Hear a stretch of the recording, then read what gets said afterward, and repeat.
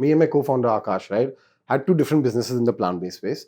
While our visions were similar, we were competing, and we were like, it doesn't make sense to compete, right? And we both were struggling in terms of resources.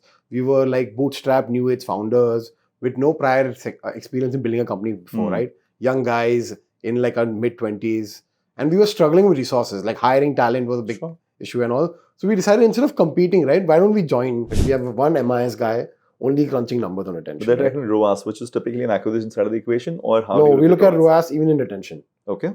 Yeah, so everything, so for us, everything has to be matched, right? Just take a guess of the number of WhatsApp groups I have with my co-founder, just to give you a level, like, take a guess. Okay, now that you say, it probably runs into what, at least double digits? Triple digits. Wow. We're like maybe 170.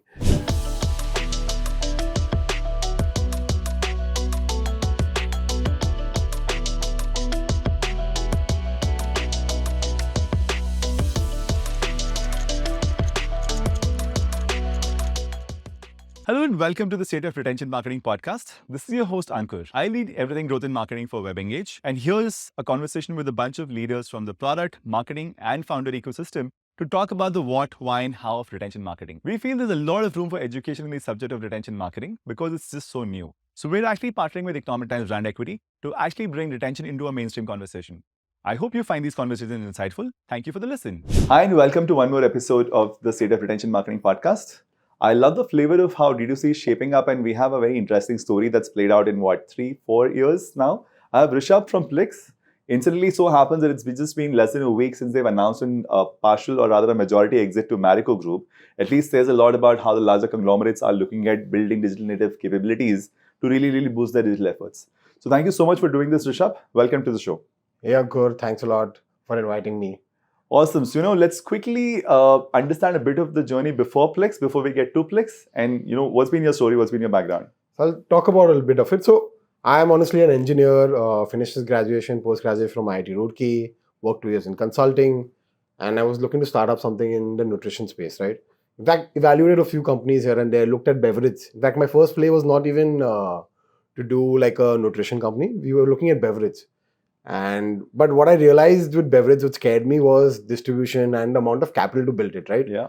And that's what I was like, maybe this is not something would be correct, right?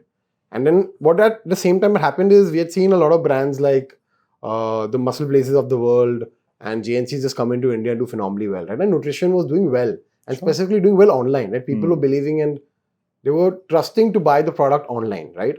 On Amazon, on the brand's website. So that's when I realized that while I think the bodybuilding nutrition category is doing well, there's no one who's talking to me today, right? As an individual who wants to get healthy, but I don't want to build muscle. I just want to stay fit. But that's when we started to look at and build, me and Akash wanted to build plant-based nutrition, right?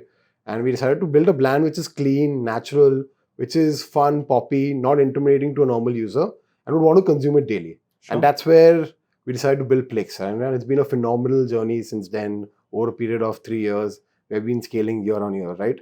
And today now, Plix is a brand which is fun, poppy. And if you taste our Effervescence tablets, you realize it's something you want to consume daily. Yeah. It's not like a medicine or a pill which you'll be like, am I unhealthy? Am I unwell? It's something, it's like a fizzy drink, great replacement to sugary beverages. And that's what's been doing well, right? So that's been our entire journey. The thought process has been starting it. And over a period of 3 to 4 years, with massive customer love and strong digital presence, we've scaled a phenomenally good brand. I'm sure. With very less capital, and built a business which is clocking more than 150 crores in terms of ARR right now. And that's what got Marico extremely excited. And that's why I decided to take a big chunk of us. Very cool. So that was a fairly long journey in a fairly small nutshell, but I'm going to drill a lot deeper into every part of this, right? So just from the point where we chose the whole category at Plix, there's a certain amount of data and there's a certain amount of anecdotal preferences that you will see in terms of choosing what you did, right? And this might have to do with your personal backgrounds as well as your personal skill sets on how this has to come together. So you mentioned about you and Akash both wanting to do this. How did this co-founding relationship come together? Was there a, let's say, list of 20,000 things you could do when you shortlisted some of this? Just tell us a little bit more zoomed in about how Plix was started. So what happened, in fact, is me and my co-founder Akash, right, had two different businesses in the plant-based space. While our visions were similar, we were competing, and we were like, it doesn't make sense to compete, right? And we both were struggling in terms of resources. We were like bootstrapped, new age founders with no prior experience in building a company before, right? young guys in like our mid-20s. And we were struggling with resources, like hiring talent was a big issue and all. So we decided instead of competing, right, why don't we join together? And me and Akash are very different personalities. He was focused more on finance and ops, very meticulous with financial acumen. And I was a pure marketing guy, right? I'm the guy who's like Jugado, Indian, will love to get into Indian psyche, understand what works, right? And then build a company, right? So we have two very different personalities, and we realized this is a great fit, right? Sure. And we should merge our businesses and then scale it, right? And we decided to do that. And since then, it's been like from 0 to 1, we went to 1 to 100. Like 1 and 1 made 11 for us. Very cool. And we scaled the business like phenomenally once, me and Akash. So who had the Plix brand, and did that survive, or did you have both own your own brands, and how did that play out? So in fact, we both own different brands. But what we realized was that I think we had a brand called Olina.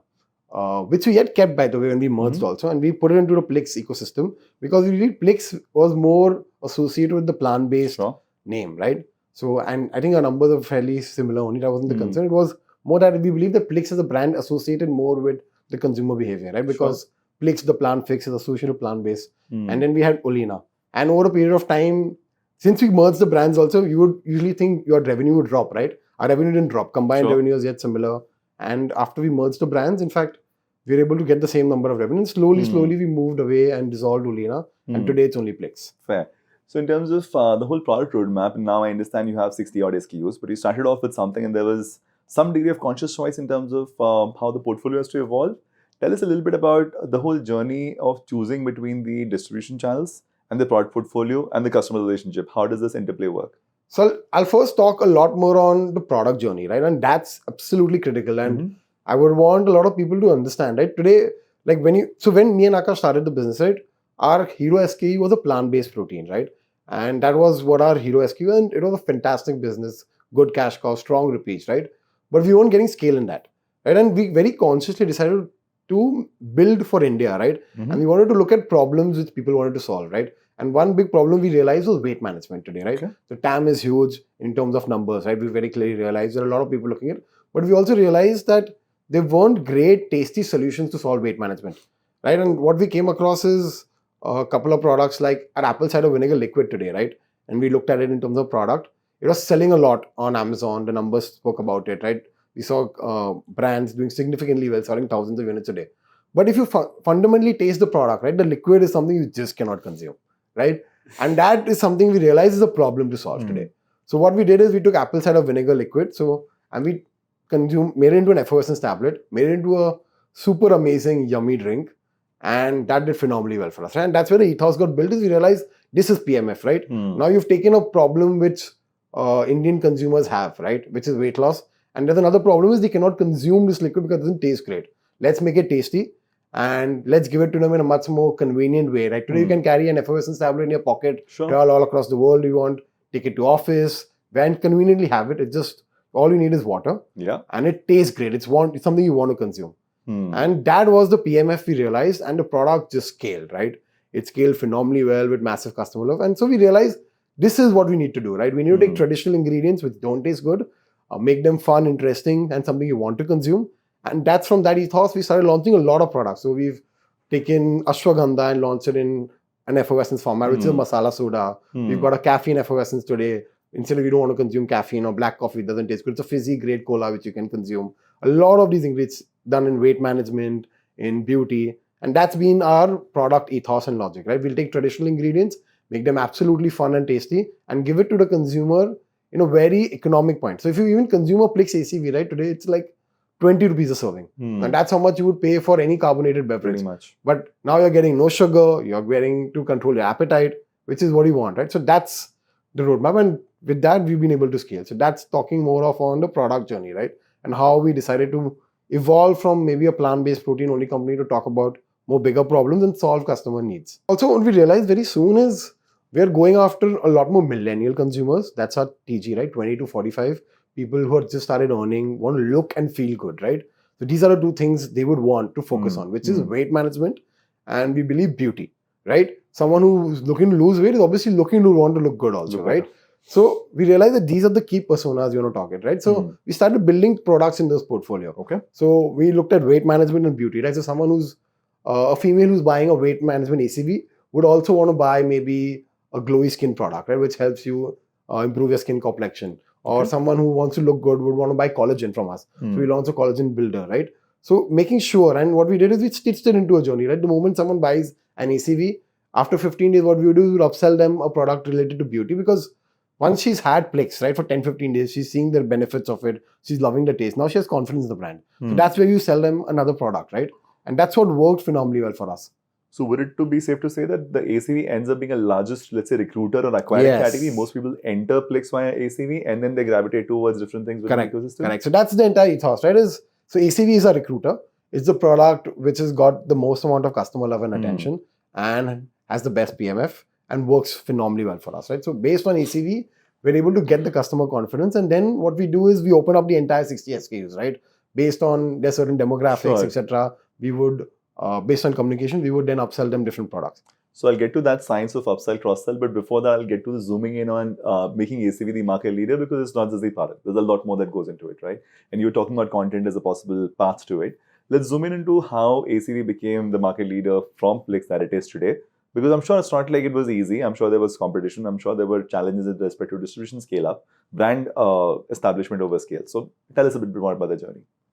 So for us, building ACV obviously wasn't, what do you call, like a journey which was like 0 to 1, right? Or it was just, we launched ACV and it catapulted, right? There was a lot of work which went into the product. We also really realize is it's very important for a brand to look at AOV. So if you look at our website, right? We don't sell single selling SKUs, right? We'll not sell you a pack of around 350. We focus on AOV because we also want you to see the health benefits of it. So when we first launched the apple cider vinegar, we very soon realized that the unit economics don't make sense at 350 rupee price point. So what we did is we pushed it into a pack of 4, right? Where consumers can then actually see the benefits of it. But doesn't it hurt the conversion rates? No. Because you will want people to try the slightly smaller price point, and that would...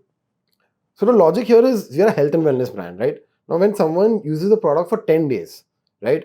And if you give him a small packet, so what's going to happen is he's not going to be able to see the true benefits of it, right?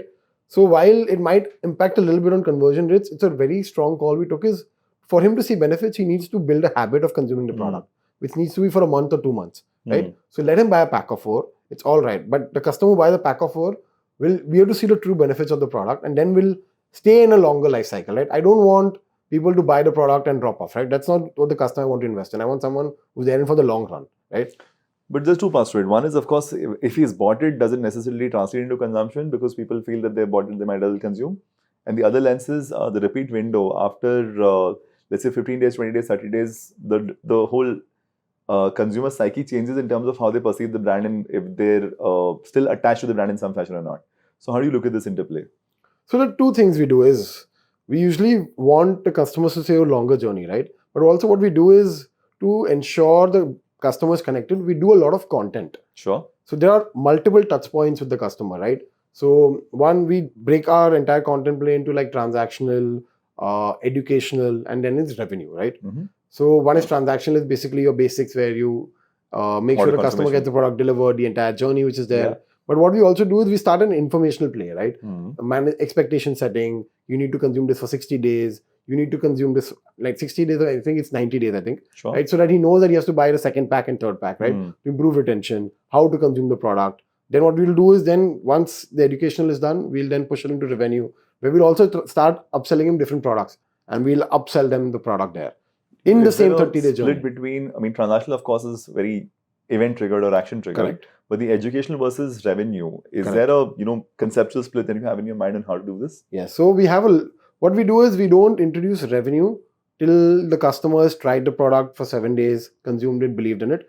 Till then, we push a lot of content play, right? Which is to inform the customer of the brand, our deep expertise in it, how the product is so good, tasty, customer testimonials on how people have consumed the product and seen changes, right? We also, in the communication, we'll put in that how customers have bought multiple other products of Plix and seen the impact, right? So he realizes the benefits of consuming multiple products of Plix. And then the revenue comes in. A lot of social proof, which should go into CRM channels. Is that what we're saying? Yeah. Could you zoom into this a little bit? So you said testimonial of using other products that will go into this guy's communication. Correct. What would this look like? Is an email from Plix where I'm an ACV customer, but this is going to talk to me about the Slim Shake. Is that what we're saying? I think UGC is one of the keys, right? A lot of D2C brands. It's very important to show the customer what other consumers have gone through, right? And how they've been able to transform themselves, the results they've seen, what are the expectations they have. So that is a very key factor, and we leverage that a lot. Okay, so just from a perspective of the fact that the large recruiter is ACV as a starting point of the product, and then the customer journey starts from there very similarly. So the pathway from that to the next purchase that will happen, will that be very different or will that be somewhat similar? How does the path move across different product lines? So every product has its own journey created, specific, personalized, based on the problem the consumer is looking to solve. And we defined it. But are you able to articulate that? Because the guy is buying the same product. So what are the different problems he might be trying to solve? So it depends, right? So take, for example, a person, we articulate a journey based on product. So someone who's buying an ACV, he will have a specific journey, he will have a specific communication. Someone who buys maybe a Garcinia Cambogia, which is a different product of us, he will have maybe a slightly tweaked journey. While I think the ethos overall is the same, there will be some tweaks in the communication. So based on the products he buys, we've built a very different journey for each. And the UGCs will change because the UGCs now need to talk about how Garcinia Cambogia helps somebody else. So that has been personalized, and I think we have quite a scaled up retention team who make sure that these journeys are extremely personalized, because that's what we believe is the difference, right? If I send you a vanilla content saying, take for example, have fit and slim to lose weight, right? I don't think it's going to move it. But if I tell you that Ankur has consumed ACV for 2 months along with a healthy lifestyle and has been able to lose 5 kgs of weight, and he was in fact able to accelerate his weight loss by adding fit and slim to it, right? Now that's like, you believe in it because you put a name to it, you put a photo to it, and you've spoken about his journey. So that's what really works. And that's you mentioned you have a fairly evolved retention team. At what point in your journey did you start this whole effort around user engagement, retention, cross-sells? I think started quite late, right? And I think we didn't start it till we were a decently scaled up brand. When you say decently scaled up, any numbers that you can put to it? So I think we started working on retention maybe when we were around like a 3 crore to 4 crore ARR, right? And I think that's very late. I think we lost a lot of opportunity and free ROAS and better retention metrics if we had done it a lot earlier. Okay, so that's one mistake that you'd recommend people be very wary of. Start early. Start early, because I think the learning curve in retention is huge. And you might think it's easy, right? But it's not plug and play, right? It takes, so I think for us, it took maybe 15 months, right, to really get it right and get all the tech in play, the integrations in play. It's not easy, right? And I would really recommend if there is a solution, right, which just plugs it in and you can like a switch on, switch off, right? But it's not that. There is like so much work to be done in terms of templates and this and that. Oh my God. And just the understanding of data and content together, right? Because you said personalization is very key. At the same time, you're using a lot of user-generated content. So for a marketer to be look at these two sides of the equation sometimes can also be hard. So help us understand the composition of this retention team that you've now put together. So we have a CGO, who's Kritika, who's I think phenomenal at good at retention. So she's built out the retention at Westside, right, which has great metrics. And then she's used a lot of those journeys to build a lot of the team out here also. So we have Kritika who spearheads growth for us, and we have around 4-member team in that who works on retention. Everyone has different capabilities. Someone works with CleverTap. Then there is WhatsApp automation where we work with live chat. Then also a lot of the part is sourcing the content, right? So we have one liaison who only works with the content team. And for Plix, content is like the most important thing, right? It's our right to win today. We have like maybe a 20 to 25 member content production team, right? And that's where all the magic happens. So we need one person who's always working, liaising, getting the right content, and then people like the person who's responsible for CleverTab will plug it in, for Lime Chat will plug it in, for email, they'll plug it in. So that's how it works. So we have at least a 5-member team in retention today. Very interesting. And the liaison with content is very interesting from that lens. But then in terms of the guys who are creating content, how much of a view do they have on where and how? Because the moment you talk about scaled personalization, you have so many different use cases which will need so many different pieces of content. And that lens of what kind of personalization tokens are available, how does that go back to the content team? So the logic is we do catch-ups, right? As a key metric, the team, what worked for Plix also is we track ROAS on a daily level, right? Okay. And we track what works, what doesn't work. Hmm. So what we do is the moment something is doing better than average, right? That information is passed on. So coordination is very critical, right? To be honest, the amount of communication we have, right? Like, just take a guess of the number of WhatsApp groups I have with my co-founder, just to give you a level. Like, take a guess. Okay, now that you say it probably runs into what, at least double digits? Triple digits. Wow. We're like maybe 170. Different WhatsApp channels, so to speak. Just communicate, right? Yeah. So that's the amount of communication is the key, right? And we keep, so the moment there are like maybe 10 to 12 groups in retention we'll have, right? And so the moment something does well with the content team, there is one retention, there's one obviously silo retention, there's one with the founder, there's one, not too many, but then the one with the content team, they will share the data, right? That this ad is done well, right? We need more of this. Or this is done poorly, the CTR is poor, right? So then let's not do this communication anymore. So that communication is very clear, right? They explain and tell them what works or doesn't work. Until you don't get that right? Otherwise, and teams start working in silos, it's redundant. So they really need to know what's working. So super high touch, very sort of high back and touch, forth in terms of knowing what's working, what's not working, and putting that back into the. So the retention team tracks the ROAS, tracks the metrics. We have one MIS guy only crunching numbers on retention. But they're tracking ROAS, which is typically an acquisition side of the equation, or how? No, we look at ROAS even in retention. Okay. Yeah, so everything. So for us, everything has to be maths, right? I tell it comes down from one of our investors. No English, only maths. I'm not joking. Fair enough. That's fascinating. Yeah, so even anything you do right today has to have a level of ROAS to it, right? Even if you're acquiring a repeat customer, it doesn't make sense acquiring a repeat customer at 1x ROAS, and you're burning money then. Of course. Even at 2x, you're breaking even. I'm like, my retention customers are my repeat customer, my cash cows. I need like a significant high ROAS from them. So anything less than that doesn't work. So they optimize for that.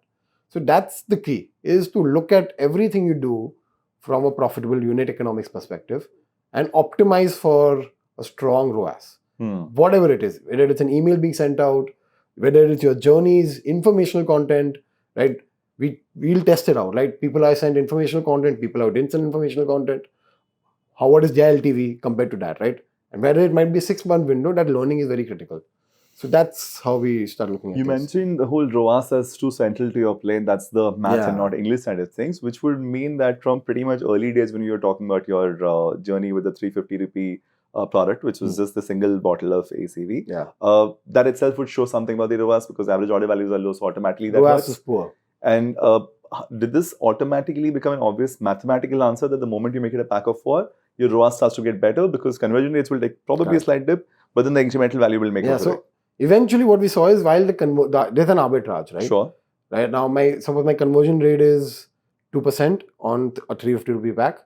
If my conversion rate becomes 1% on 1100, but my revenue is 4x, so I'm actually doing better. You're doing better. So the math made sense, right? And that's what. So somewhere or the other, people are often scared of taking these decisions in a slightly, non-explainable way. That if I do this, it'll hurt me. And given that most people are running this treadmill where they can't afford risks or growth, how do you take this decision? Would this be a part of traffic that you'll move to this, or would this like? So Plix, everything is tested, right? We are, like I said, right? No English, only maths. We are very open to ideas. As founders, we don't have any bias. And that's why we request our teams also. If you have an idea, you think it makes sense, why don't we run an A/B test, right? Or see if the numbers add up, we do it. If the numbers don't add up, we don't do it. It's very clear. Anything. And all these things, decisions have been taken, have been like tried and tested on a certain number of people, and with like keeping it in silo. And the tests need to be correct, right? Definition of the test. I think what people don't understand is you just can't run a test unless it's structured properly, right? It's documented. That this has to be run a silo. It has to be made sure that it's actually an apple-to-apple comparison.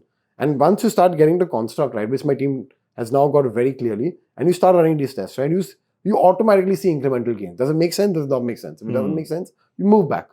If it makes sense, you implement it.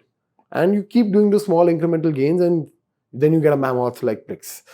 So what's very interesting is the only other conversation I've found where the level of, let's say, maturity in terms of testing and this data-led decision making has been at play is within the multi-million-dollar gaming industry, right? Because other than that, in the D2C ecosystem, what I typically see people is people who know how to, let's say, make products, or people know how to sell products, But one, the understanding of both of these sides on making and selling is not necessarily there in all co-founding teams. Second, the obsession with math and A/B testing is also not super common to find. Yeah. But do you really think there's a way out? Can a founder get away without learning all of this? No, I think data is the key. In fact, like data, and if you don't understand maths, right, you cannot get yourself a job. In fact, like I ask everyone multiple multiplication questions at Plix for an interview. If they don't are able to multiply 17 into 7 in 2 seconds, I will not hire them. Okay, very So interesting. it's the core. I think everything is just got to do with maths and numbers, right? Yeah, it has to be drilled down to that. So, and if you can get that right, then I think it's So I could see this pretty much as a formula in some sense, because this is what's putting Plix now in what, 1% of the overall startup ecosystem, because most people don't survive. Survive will probably struggle. To get a meaningful exit in a larger platform to kind of ramp up the play is super, super rare in the ecosystem, despite whatever noise we hear in D2C. So this is probably in some sense a mantra that as a founder, you have to be data obsessed and be very clear about this A/B test approach as well as the incremental learning approach to making decisions. That I think is the key. I fundamentally believe if you want to succeed, you need to know your numbers. Till you don't know your numbers, right? And whatever, it can be any, it doesn't need to be only in retention. I think in anything, even in customer service, right? What are your number of touch points? What are, like, how many queries are you getting? It could be anything, right? But till you don't drill down to numbers, right? It's very difficult to understand what's going wrong. Sure. And what's going right for you. Till you don't know that, you will not be able to succeed. At least because in D2C businesses, right, it's all about scale, right? You built a website which can cater to 1.4 billion people, right? Now you're operating with such a big scale and you need to optimize for that. So if you don't have your numbers correct and you just play on intuition, I think you will make a mistake. But if you're looking at things from a very, very binary 0 to 1 perspective, it's very clear. As long as, and for that, I think you need to have a lot of tech integrations done. You need to maybe invest a little bit here, but in hindsight, it gives you tremendous upside. In some sense, you made these choices upfront because of your conviction to begin with on some of these components, right? Because we've seen a lot of D2C brands which would have raised a seed round and they'd be running a 1x or 2x ROAS business for almost a year. And then they're under a lot of pressure to grow, which is not easy if you have that kind of unit economics. And then obviously they hit a cliff where there's no further funding if you don't show growth, and they end up having a tough time. What's your general sense on the best capital deployment in the 0 to 1 stage? Because you were very capital efficient with your entire journey. Yeah, so I think at Plix, right, I am a Marwadi and I'm a pure Bania mentality, right? I'm like, if I'm putting in 10 rupees, I need to get 25 rupees. Okay. If I do not get it, I will not do it. Very clear, right? No matter who does it, no matter what it is, it's very clear. It has to be that, right? So was it the same way on day 0? Because people will say that once a brand awareness comes, no, it's all, I think people just say that. Yeah. I don't believe in it. Maybe a 150 crore business, right? But we've not invested in a celebrity yet, right? Sure. And we very categorically understood that, like brand awareness is fine, but it's needed at a much more larger scale when you're in maybe 20,000 stores, right? And maybe at that point of time, it's fine. But today, you need to survive. You need to get a unit economics right? And that's what we focus on. So while I know there are two sides of the coin. There are people who say invest in brand building. I cannot wait 4 years. I will not survive 4 years, right? You usually see benefits of a brand ambassador after 3 years. Sure. Now, I don't have runway for 3 years if I start investing in a brand ambassador today, right? And then what you need to do is you need to do media spends without tracking ROAS. I'm like, for me, that doesn't make sense, right? For me, it's all maths, right? Spend 10 rupees, you have to get 25. So we only invested in things where we were clearly able to see attribution of ROAS. If that did not happen, I was very clear, we will not do it. What we do is we do small pilots. Sure. You want me to invest in influencers? I'll be like, fine, I'll give you 1 lakh rupees. You show me trackable 2 lakh rupees. If you cannot track it, you say, nahi, aa raha hai, it's coming from somewhere, but it's not trackable. I'm like, sorry, I don't want to do it. Very clear. And everyone is drilled down to those concepts, right? That you make sure you can track that revenue. Figure a way. I'm okay to spend an X amount of money, right? To build a system to track it. Sure. In terms of team, in terms of whatever is needed, that's fine. But you should be able to show me clearly, conclusively that 1 lakh is giving me 2.5 lakhs. If you cannot show it to me, that's a no-go. So in terms of the whole culture, the way this seems to have built out, pretty much from the day 0 itself, if you're so number-driven, this would translate into everybody who's coming in or at least sticking around to either acknowledge and be a part of this whole approach, or they might not last. I will not. Yeah, that's what it is, right? But what we see is, I think before, right, I think we didn't know really that's our ethos. But now when we hire, right, we consciously make sure that the person who's joining knows this ecosystem, right? That this is what his expectations are. This is what he has to deliver, right? He has to be number driven. we will explain him this, and then he can take a conscious call. I think obviously a Of lot course. prior this was not the case, Hmm. but I think once we realized that this is our mojo, this is what we want to do, right? I think we do drill it down all our employees that they should know this. It's very critical. And now this happening in a very competitive category, we have insane competition and a certain level of pressure to do discounting. How does that change things, if at all? No, we don't. I think at Plix we don't believe in discounting. Okay. Honestly, if you look at us from like, while MRPs might show some discounts, Hmm. I don't think we believe in discounting. We stick to it, right? So what most brands do, right, is when they're not able to get revenue, what they decide to do is they go to discounting to get revenue, right? Sure. And they don't understand is, what I believe at least again, is that they are getting themselves into a death knell, right? Because the moment you start discounting, right, the customer will always expect it, Sure. right? When you do 10% discount, you'll be able to scale up 10%. Then you'll realize that now 10% discount is not moving the needle. Then you'll do a 20% discount. Then for 2 months again, you'll scale up the revenue by 10%. Then you'll again realize that, boss, now it's not moving. So solving revenue goals with discounting is not the solution. In fact, you have to brainstorm, right? And come up with something else which is sustainable. Sure. So at Plix, we are very clear. We will not discount. In fact, we've seen it multiple times, right? This is way back prior. When I would run a B1, G1, I would get 10x growth Sure. for the first 5 days of the sale, right? And then none of my repeat customers would buy because they've all bought. It's not that. And also what we realize is when you discount, right, and you run these buy one, get ones, a lot of your repeat customers are buying, Yeah. right? Which would have anyways bought. So you're diluting the brand down, right? And you're in fact ruining your revenue over a long run if you look at it. So at Plix, we're very clear. We don't run a lot of buy one, get ones, etc. anymore. We do not like to discount the brand. To solve revenue, there are different problems we look at. Like we get retention better, cross-sell, upsell, right? Improve our content, organic. That's how you do solve problems, not by discounting. You know, I'm going to do a lot more zooming into this whole side because you were a venture funded company who Correct. had a certain level of time bound milestone growth goals to pretty much achieve numbers at the end of every month, at the end of every quarter, every whatever time frame you talk about, right? And to operate with a very tight philosophy around what revenue hacks are. You know, discounting is essentially a hack. It's a quick boost in short term, perhaps harming the long term. You mentioned a few things about what are the other things you can do, but is any of them found to be as effective in the short term? Or do you say as a conscious choice that I don't care short term? If it means bad long term, I won't do it. So I'll tell you, right? You think about it, but I think all these things do move needles in the short term. So at Plix also, right? Like you said, right? Being venture funded, there are monthly numbers to be hit. Of course. And they can be hit. And we did, right? In fact, like when we raised capital, we didn't grow month on month. We flatlined, right? Okay. For some time. And we problem solved. But was that a conscious choice to say that now we have the runway, let's take it a little easy, let's solve all of these problems and grow more sensibly? No, so mostly it wasn't like in hindsight you can build a story and Sure, say, of but it's course. not the case. We raised capital and we weren't able to grow for some months Sure. for whatever reason. But we problem solved. Like we Okay. figured out what's going to move the needle, right? Hmm. And we double clicked on it and we figured out that maybe content is going to move the needle for us, right? Sure. And that's what we worked on. Getting a But in some content sense, you didn't strategy get right. desperate and you didn't start doing hacks which are otherwise potentially Yeah, harmful. that luckily I think we didn't do. Hmm. Because I think before we raised capital, I'd been through the journey Okay.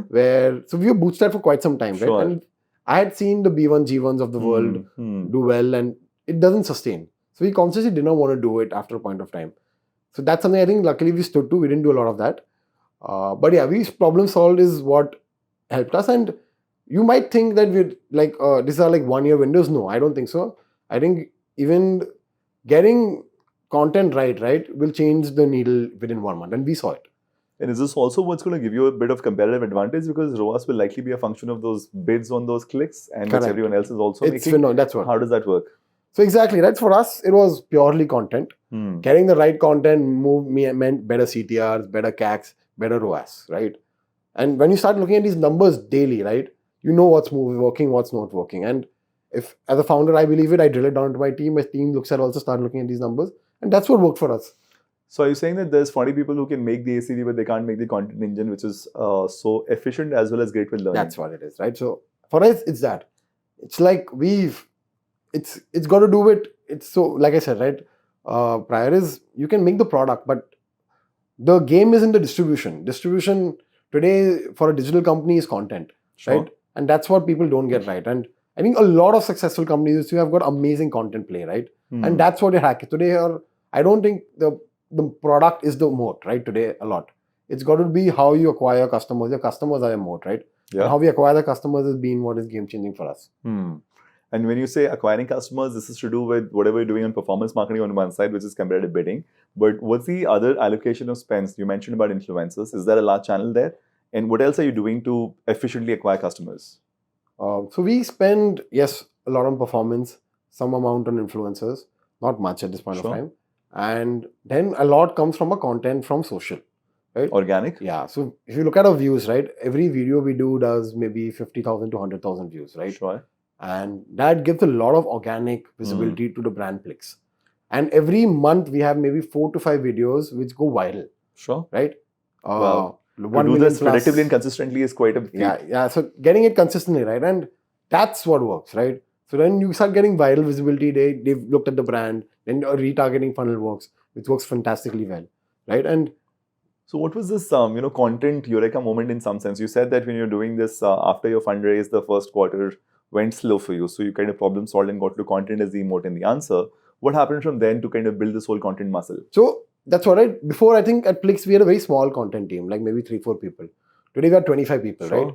So that's the KPI for them, right? Is to get the right content, understand what works, right? And everything is documented, right? So, but there's a story and there's data, right? Great storytelling might not necessarily always come predicted from data. Because you're saying there's a bunch of videos that keep going viral. Is that something you know that this is going to go viral because I have a formula to create viral content? Or is this because you do a bunch of things? Some of them will get taken off and how that'll play out. Yeah.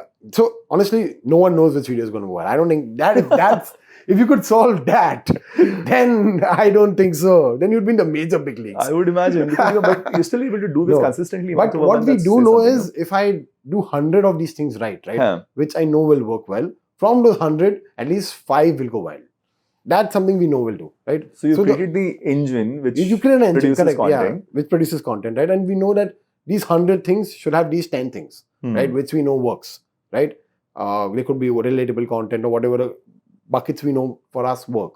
We know, so we keep doing these 100 things the right way, in that structured way, and we know that one of them will fire. Sure. We will not know what, but we are definite that at least 4-5 will fire, and we see it happening consistently month. If you go on Plix's channel, you will see within a month there are 4-5 videos. A few things that will scale up. Yeah. Give us a little bit of the construct of this content team. What kind of people, what kind of skills, what kind of backgrounds? I have a phenomenal person who's Poonam, who's built out the entire content team, right? She is the person who's,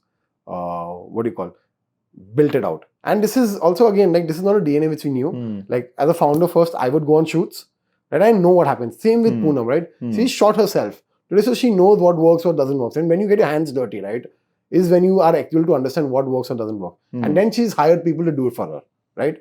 So I think that's been one thing. Get your hands dirty, understand what works, right? Document it. Make sure everything in life is documented. So data-driven storytellers, this is like the panache for all marketers or founders to find, right? And that seems to be the core strength. Yeah, and that is, but also you should know what to do, right? And when your leadership team has actually done what, right? They will know. So when some employee will give you FAF, right? You're like, boss. But, just from that same lens, how many things can you kind of put your finger into? Because on one side, you have the product roadmap to deal with. You have probably suppliers and inventory and this and that to deal with. On the other side, you have investors to deal with. On the other side, you have retention problems to solve. So just from your radar, you seem to have a fair bit of finger into everything. How does this work? So I'll tell you, as a founder, right, when both, I think me and Akash started, we both were bootstrapped. Sure. And we did everything from scratch. Right? So that's a DNA it's there. And right? the Marwadiness of making sure it's everyone. So I'll tell you, right, when I used to even work, right, with my food scientist and creating the product, I spent 6 months with him to launch it. And when I spent 6 months with him, right, a very nice story, in fact, like, he's an old guy who's 80, right, 75, I think, and he would love gossiping. So sab batata tha meko. So though I was not from the food technology background, in 6 months I at least learned the hang of it, right? And that helps. Sure. And that helps me in future, at least when someone will faff and tell me this is not possible, I'll be like, no, I know the basics, right? So, and we did that with everything. Like, I used to go on shoots myself, right? With my, video director, etc., who'd shoot, right? With the model, right? I have reached out to influencers myself to onboard them. I was like a one-man army. I have done customer service myself because I'm bootstrapped, right? So before we raise capital, I used to put my finger into everything and do it because I want to be capital efficient, etc., right? And that habit made me sure that I know at least the ground basic realities of everything. And then when you hire, right, you hire and you inculcate that into them. And then they build it out. So while today I don't have to get my hands dirty. I've got them before dirty.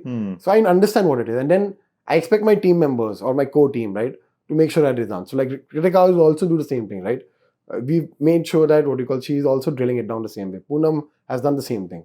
So that's how I time manage. Now, honestly, I don't need to get into absolutely zero. Like I will not go on shoots. But in fact, like I'll tell you that founders, we shot founder videos, which do well for us, right? And I would spend time 4 hours doing that. So even today, if someone, anything for CAC, right, where I need to do it, that's okay. Sure, it's data-driven, it's great use of time in some sense. And, in some sense, the level of micromanagement versus keeping a certain level of confidence in the teams they're able to deliver, is there something about your onboarding process that makes sure that, okay, this is the point at which I can start to leave them alone? Yeah.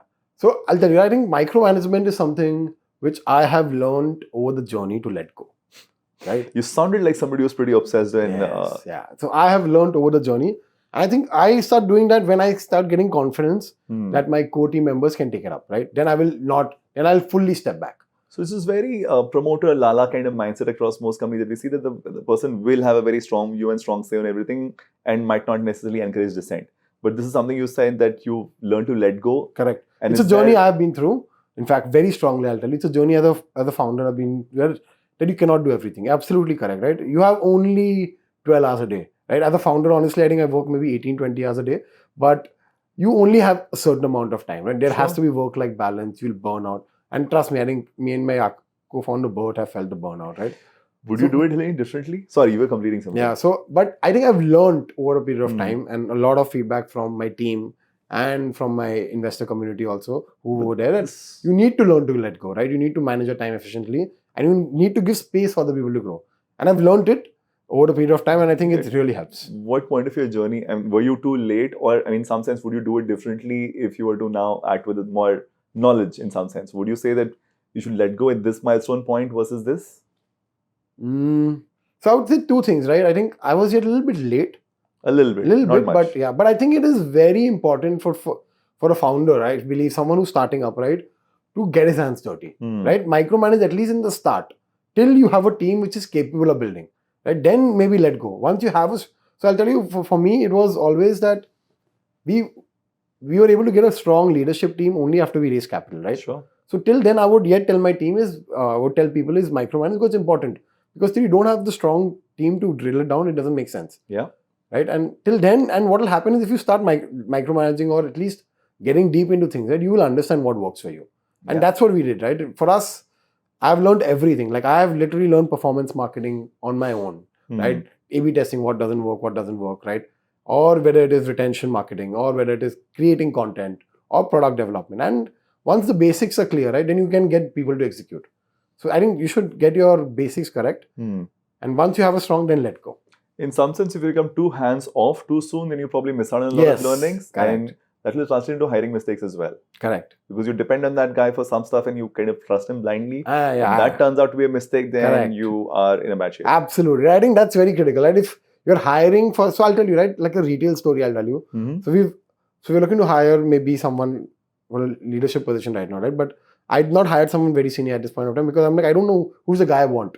And I have myself gone and opened stores, like spent 12 hours in the heat and opened 40 stores. And I've understood what the customer wants, what are the requirements.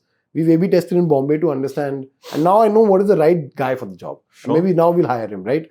So it's very important for you to understand your profile correctly. What is your company's requirements? Because everything is different.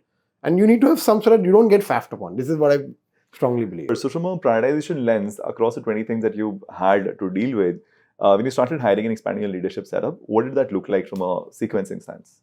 This has to happen first quarter, this can wait for a year. What was that lens?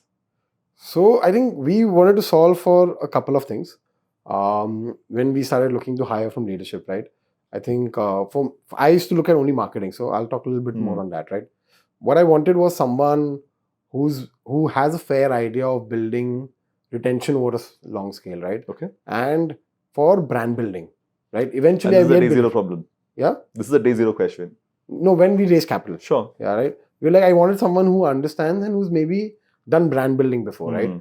And at some level, retention is there are 2-3 things which I wanted to do, and someone who's done that scale. So I was looking to solve long term. Sure. At least when I was hiring the person, right? So I wanted someone who spent maybe crores and crores of capital, so that learning. Well, I have to not, yeah. Yeah, of course.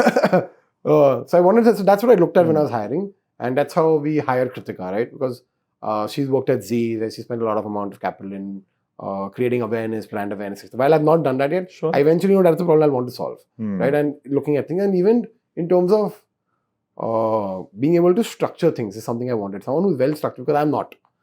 I'm not structured at all. Sure. Right? So I think she was very well structured. These are a couple of things I had in sight when I was looking to hire someone like a CGO.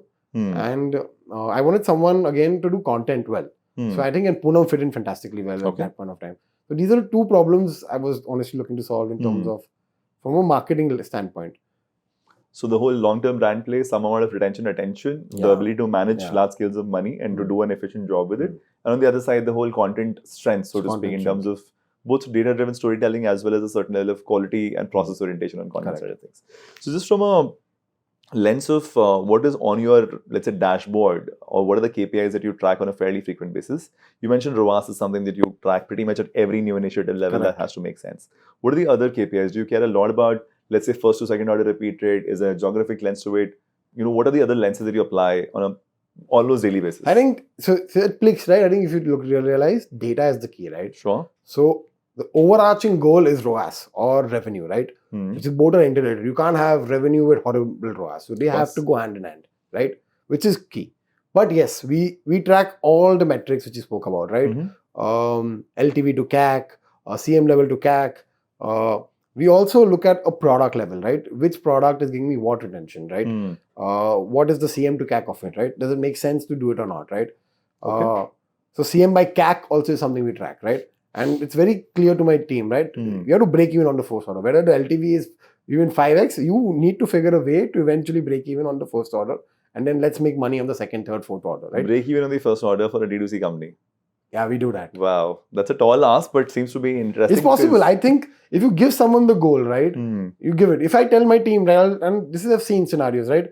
So just to give you some context, WhatsApp has increased its pricing, right? Sure. So prior to WhatsApp increasing its pricing, the goal given to the team was 6x. Sure. Suppose, just to put a hypothetical number, but just let's say it's 6x. They hit it.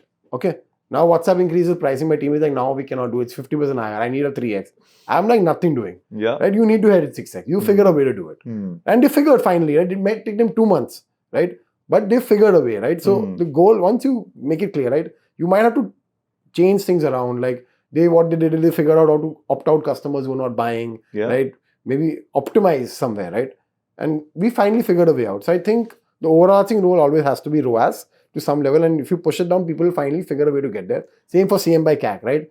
It took time. They'll keep optimizing. They'll reduce spends, increase spends. They'll not spend too much on a campaign. So that's CM by CAC, because it's obviously that the more you spend, the more the CAC increases, right? So then you optimize the campaign at CM by CAC at whatever you're getting, but you break even on the first order. That has to be drilled down. And we've been able to do that for most of our products. I'll give them maybe 2 months at least to optimize, or 3 months, but that has to come in. And we do look at all the metrics, LTV by CAC. We look at which cities do well for us, focus on that.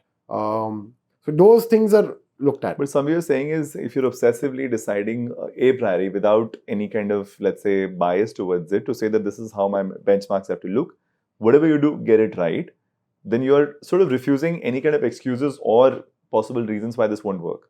Correct. But obviously, I understand. And 3 months later, right, we'll have tried 50 things. And if it doesn't happen, I'll be like, okay, fine, it's not possible. There have been things where we've given goals to our teams, right, and they've not achieved it. And if for 1 month they don't do it, I will also personally step in. We'll try, I will give feedback. Problem solve, right? We do like what you call plan versus actuals. Something like that is something we do keep doing, right? And we'll see. And eventually, 4 months later, we'll realize that this is just not possible. Then we'll scrap it. It's not we'll burn money at that. So I'll tell them now, let's leave it, right? If this is not working, let's forget it. Let's scrap this. This is not something you want to do. But it will not let it keep burning money. We'll shut it down. Very conceptually, this is about making sure you're at peace with experiments which don't translate into great outcomes. Yeah. Regardless, they'll give you learnings and you can apply them elsewhere.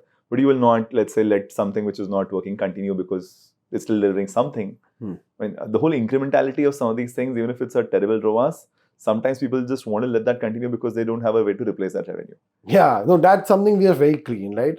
It doesn't make sense. Let's just cut it off, right? It's no point burning money. For us, I think unit economics. I think a lot of founders I would strongly recommend is believe in unit economics, right? And give your team the goals to achieve. Make it very clear. They will figure a way to do it. And if it doesn't, let it go, because in the long run, right, you can't keep burning money. Long run, most people don't survive, right?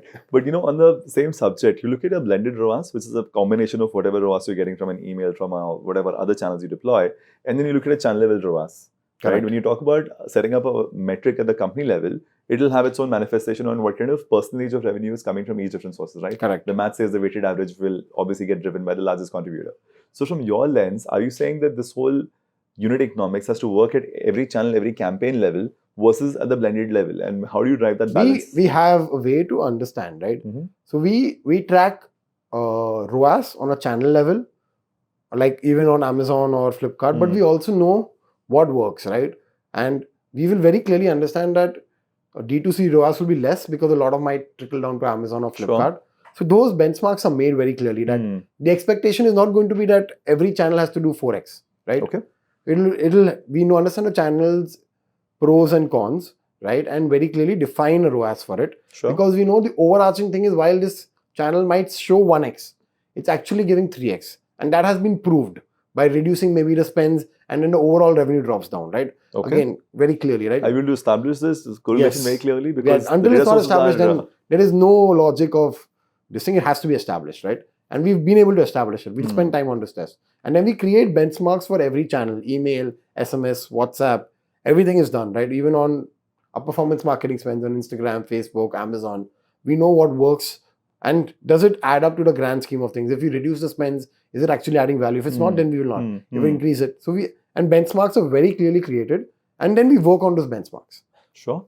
So very clearly, very number obsessed kind of affair pretty much across the board. And the benchmarking is, let's say, intelligent, but once it's done, it's sort of a hard line that people have to comply by. Once it's been proven, that's very clear. When we push the team to do it. And obviously, we are aligned with the fact that if we cannot, that there are reasons we A/B test, right? And figure out, and then, okay, it cannot be done, we will drop it or forget about it, or then maybe reduce it if it's absolutely necessary. But that's something we do.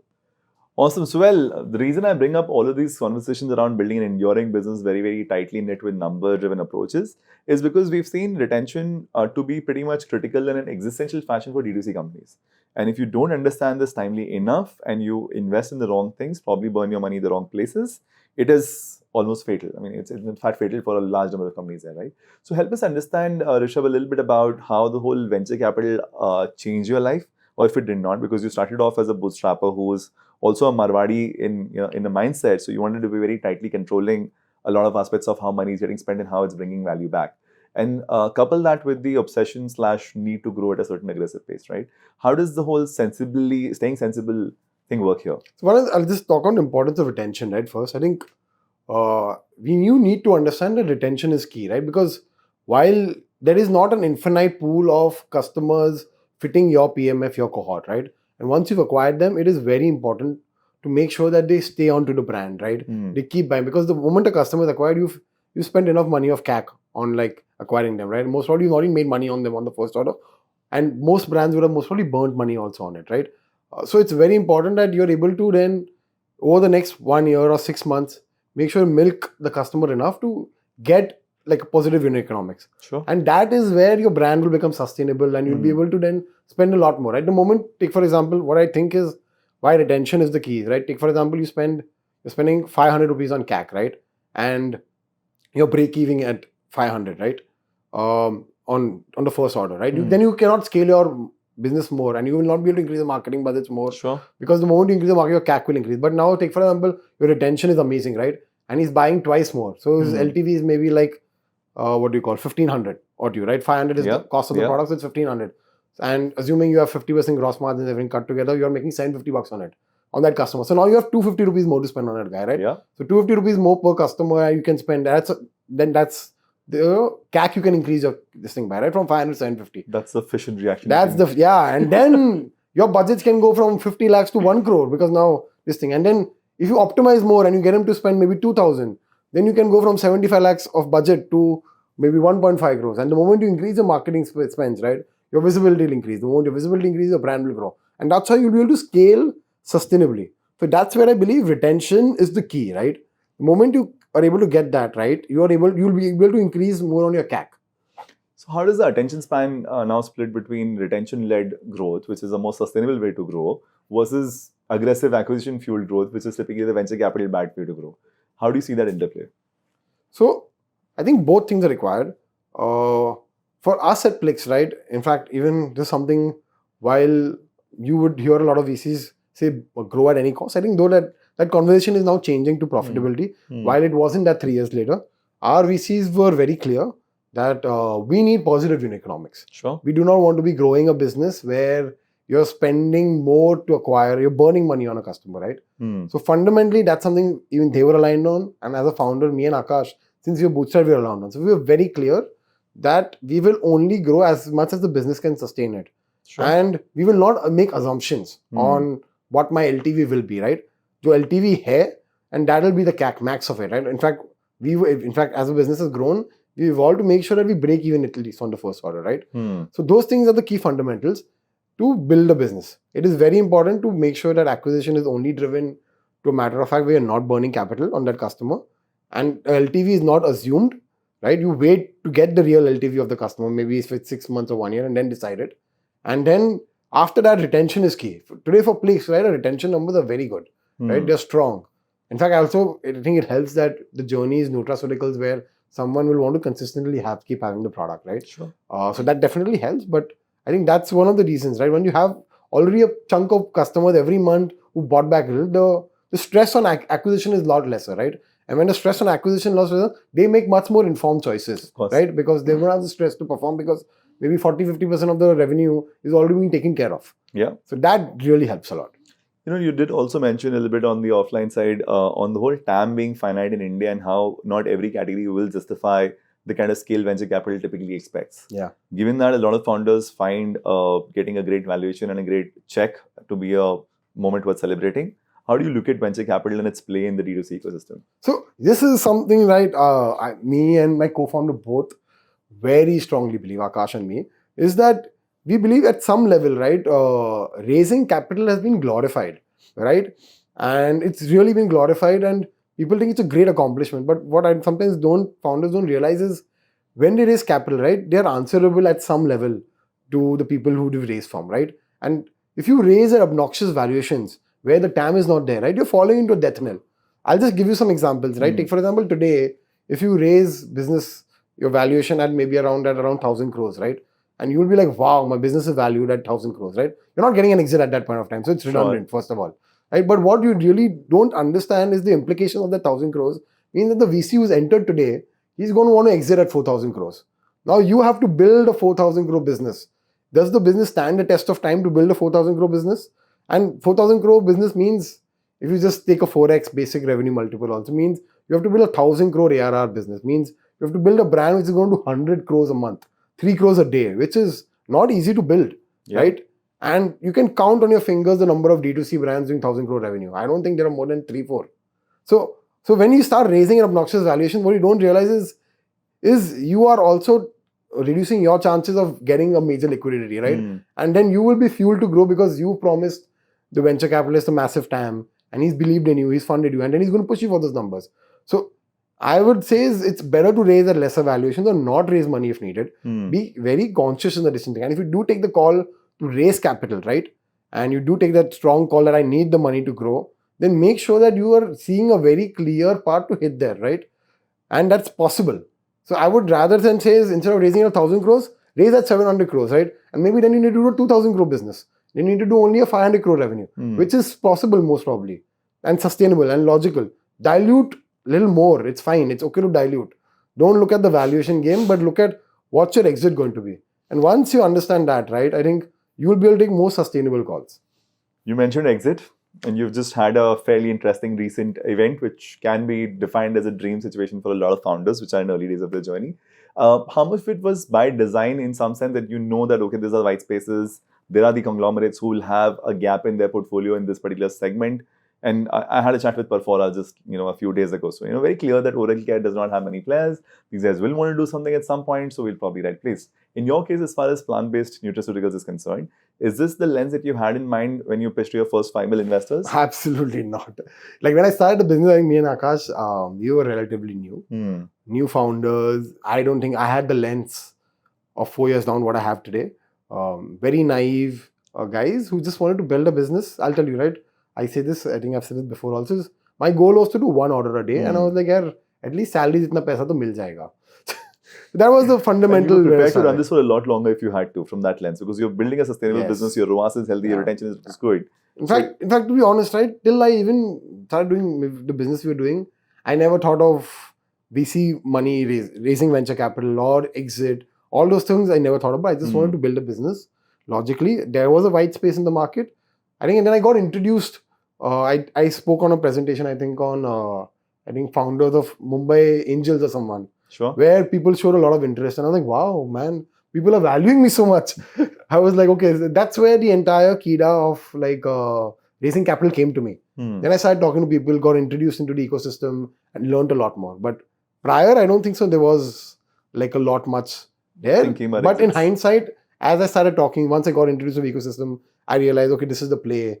When scaling the business, then I realized, that these companies are needed. It was all done in hindsight, it sounds like a well scheme, but it wasn't done like that. But now it fitted in beautifully well.